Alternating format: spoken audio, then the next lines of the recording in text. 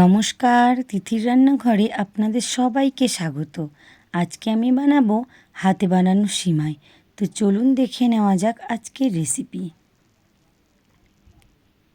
এই সিমাইগুলো মা আর দিদি দুজনে মিলে হাতে বানিয়েছে। এটা বানিয়েছে জাম দিয়ে। জামের আঁটিটাকে ফেলে দিয়ে জামটা শিলে বেটে ময়দা দিয়ে মেখে এই সিমাইটা বানিয়েছে। এটা বানিয়েছে আম দিয়ে। আমটাকে মিক্সিতে পেস্ট বানিয়ে সেটা দিয়ে ময়দা মেখে এটা বানিয়েছে।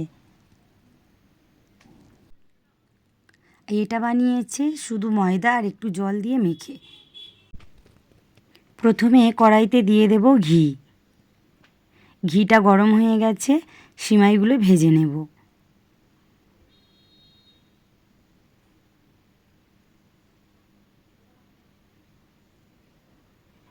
এবার হলুদ কালারের সিমাইগুলো দিয়ে দেব।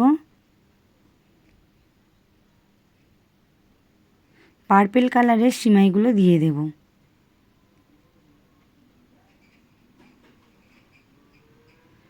ভালো করে ভেজে নিয়েছি। দিয়ে দেব দুধ। এখানে সিমাই ছিল আমার 200 গ্রাম আর দুধ নিয়েছি 2 লিটার। দুধটা আগের থেকে ফোটানো ছিল। এবার দিয়ে দেব একটু নুন।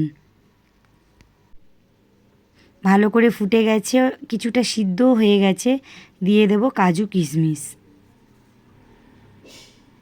এখানে নিয়েছি 250 গ্রাম চিনি।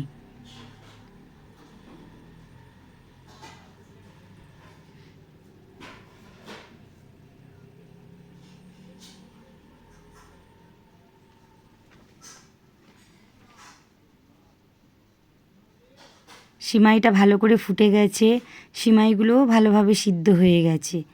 সিমাইটা আমার বানানো হয়ে গেছে, এবার আমি নামিয়ে নেব।